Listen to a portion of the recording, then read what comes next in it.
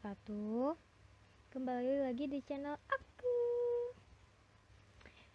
Sama aku Radiani. Di sini aku mau ngejelasin salah satu pajak, yaitu tentang pajak penghasilan pasal 21. Mari lihat videonya sampai habis. Nah, apa sih pajak penghasilan itu? Definisi dari pajak penghasilan. Pajak penghasilan atau PPh adalah pajak yang dikenakan kepada subjek pajak, yaitu orang pribadi atau badan, atas penghasilan yang diterima atau diperoleh dalam suatu tahun pajak. PPh merupakan jenis pajak subjektif yang kewajiban pajaknya melekat pada subjek pajak yang bersangkutan. Artinya, kewajiban pajak tersebut tidak dapat dilimpahkan kepada orang lain. Subjek pajak dikenai pajak apabila menerima atau memperoleh penghasilan. Nah, pajak penghasilan ini berarti merupakan pajak atas penghasilan yang berupa gaji, upah, honorium, tunjangan, dan pembayaran lain dengan nama dan bentuk apapun sehubungan dengan pekerjaan atau jabatan, jasa, dan kegiatan yang dilakukan oleh orang pribadi atau suatu badan usaha. Nah, subjek pajak sendiri ialah orang atau badan usaha yang membayarkan pajak tersebut. PPh sendiri merupakan pajak yang dibayarkan setiap tahun kepada negara, dan yang memotong gaji itu sendiri merupakan dari yang memberi gaji.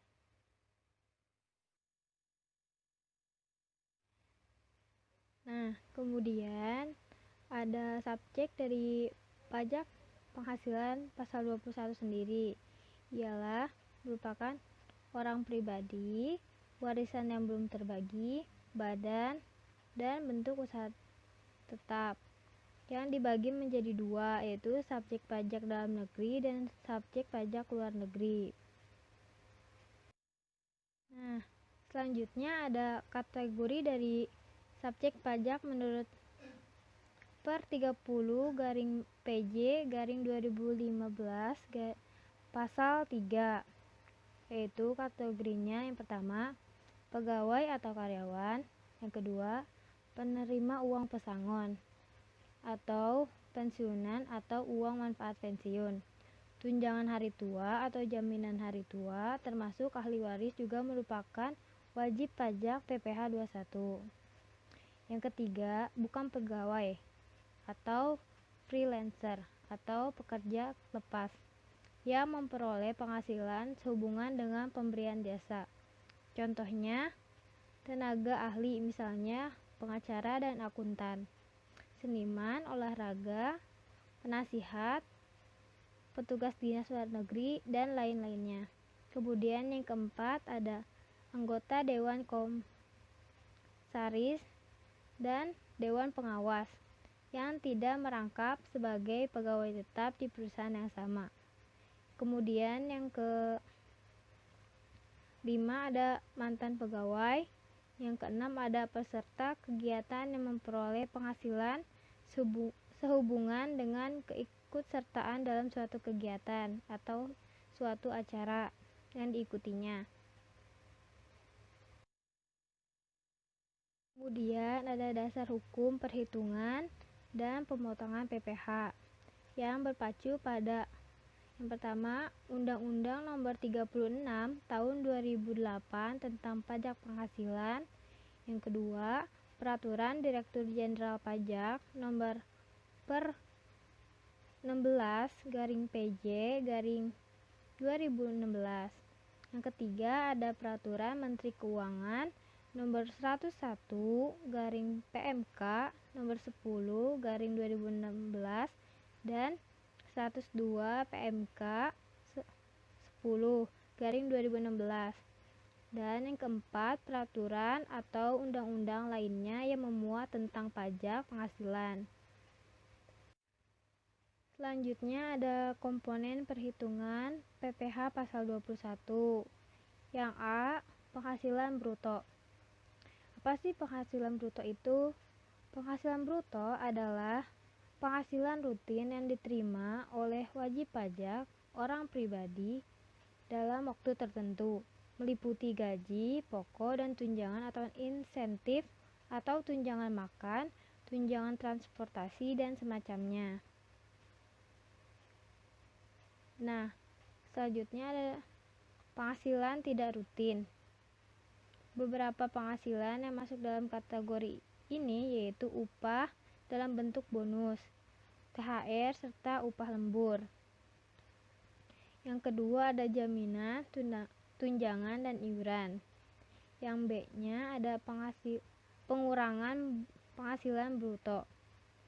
Biaya yang dapat mengurangi penghasilan bruto yaitu biaya jabatan atau staf hingga direktur. Biaya ini diasumsikan sebagai pengeluaran selama setahun yang berhubungan dengan pekerjaan. Biaya jabatan yaitu sebesar 5% dari penghasilan bruto, maksimal 500 per bulan atau 6 juta per tahun. Lalu ada tarif pajak penghasilan.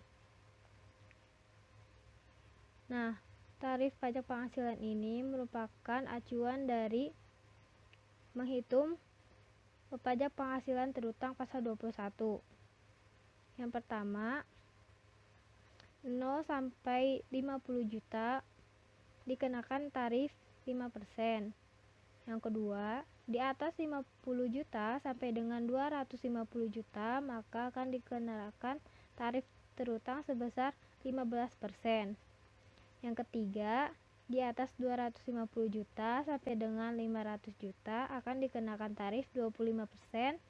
Dan yang keempat, jika di atas 500 juta maka akan dikenakan tarif sebesar 30% dari PPh pasal 21 terutang. Lalu ada contoh soal. Contoh soal. Tuti pada tahun 2018 bekerja pada perusahaan PT Roxian dengan memperoleh gaji sebesar Rp7.897.700 dan ia membayarkan iuran pensiun sebesar Rp200.000. Tuti sudah menikah dan mempunyai seorang anak. Pada bulan Agustus, penghasilan Tuti dari PT Roxian hanya dari gaji. Perhitungan PPh pasal 21 bulan Agustus adalah ... Kemudian ada jawabannya. Pertama-tama kita harus mengetahui gaji dari Tuti, yaitu sebesar Rp7.890.700. Nah, lalu dikurangi dengan biaya jabatan, maka gaji dikali 5% sama dengan Rp394.535 ditambah dengan iuran pensiun sebesar Rp200.000, maka hasilnya merupakan Rp594.535. Nah, gaji dikurangi biaya jabatan dan iuran pensiun menjadi sebesar Rp7.296.165. Itu merupakan penghasilan neto sebulan. Maka untuk mencari penghasilan neto setahun dikali dengan 12, yaitu sesuai dengan jumlah bulan. Maka hasilnya menjadi Rp87.553.980. Ketika sudah mengetahui jumlah penghasilan neto setahun, maka kita akan menghitung PTKP-nya. Karena Tuti bekerja, maka wajib pajak sendirinya sebesar 54 juta.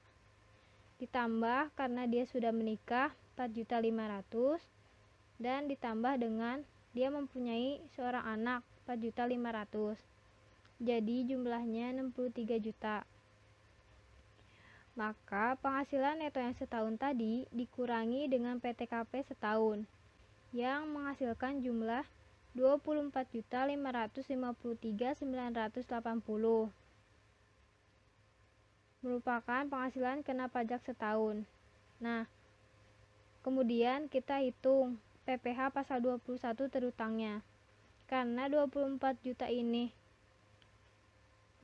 kurang dari 50, maka tarif pajak PPh terutangnya dikenakan sebesar 5%, yaitu 5% dikali 24.553.980 sama dengan hasilnya 1.227.699. Itu untuk setahun. Untuk menghitung per bulannya, maka kita tinggal dibaginya menjadi 12. Jadi 1.227.699 dibagi 12 menghasilkan 102.308 rupiah. Jadi Tuti menghasilkan pajak PPh pasal 21-nya membayarnya setiap bulan sebesar 102.308 rupiah.